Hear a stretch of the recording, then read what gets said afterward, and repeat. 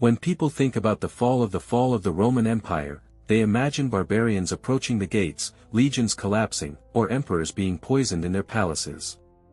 But empires don't fall only because of external attacks. They can collapse from within. And one of the most powerful forces that accelerates that collapse is always money. Rome didn't fall just because of invasions or corruption. It fell because its currency collapsed. And the lessons from that collapse still apply to every modern economy today. Let's start from the beginning. For centuries, Rome's economic foundation was the silver denarius. First minted around 201 BC, it was nearly pure silver. It was trusted both within the empire and beyond. Roman soldiers were paid with it. Merchants demanded it.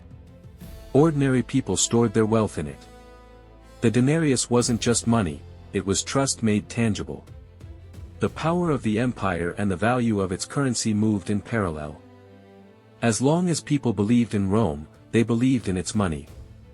But maintaining an empire is expensive. Legions had to be paid, roads and aqueducts built, and wars financed. By the 2nd century AD, Rome had overstretched itself. Its borders were under pressure from Germanic tribes and the Parthians in the east, while internal unrest was rising. Tax revenues could no longer keep up with military expenses. So emperors turned to an old trick, debasement. Instead of raising taxes, they reduced the silver content of the denarius. The numbers tell the story. Under Augustus, the denarius was about 95% silver. Under Caracalla, it dropped to around 50%.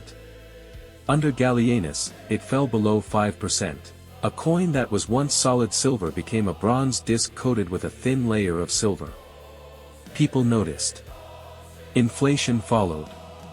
As the currency lost real value, prices rose. A measure of wheat that once cost 1 denarius now cost dozens. This wasn't theory, it destroyed everyday lives. Soldiers demanded higher wages. Merchants began rejecting the coins. Gold and barter became preferred. Local economies broke down and returned to direct trade. As trust declined, emperors minted more coins with even less value. It became a vicious cycle. The crisis peaked during the crisis of the 3rd century. Between 235 and 284 AD, Rome faced invasions, plagues, civil wars, and economic collapse. Emperors were assassinated within months. Behind the chaos was a broken financial system. The government took desperate measures. One of them was the Edict on Maximum Prices issued by Diocletian in 301 AD. Prices for thousands of goods were fixed, and violators faced death. It failed. If money is worthless, you can't fix prices by decree. Black markets exploded, and official trade collapsed. Eventually, Rome abandoned the denarius altogether. Constantine the Great introduced the gold solidus around 312 AD. It was more stable and lasted for centuries in the Eastern Roman Empire. But for the Western Empire, it was already too late. The fall of Rome wasn't about a single event or a single coin. It was a long unraveling. And the collapse of its currency system was one of the sharpest threads. So what does this tell us? The collapse of money is the collapse of empires. Rome believed it could trick its people by issuing coins that looked the same but had less real value. Modern governments often do similar things, printing money, manipulating interest rates, or inflating away debt.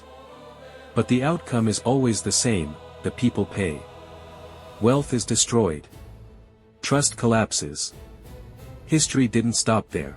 During the Weimar hyperinflation, Germany printed money to cover its debts. By 1923, a loaf of bread cost 200 billion marks. People carried cash in wheelbarrows. Savings were wiped out. The Zimbabwe hyperinflation followed the same path. Inflation reached 89.7 trillion%. Prices doubled daily. The country was forced to abandon its own currency. Even in the modern world, the same pattern continues. In 1971, Richard Nixon removed the dollar from the gold standard. Money became entirely based on trust. Since then, money supply has expanded, debt has grown, and inflation has become a constant force. Today, the situation is even more dangerous because it's global. The entire world runs on fiat currencies, massive debt, and central banks.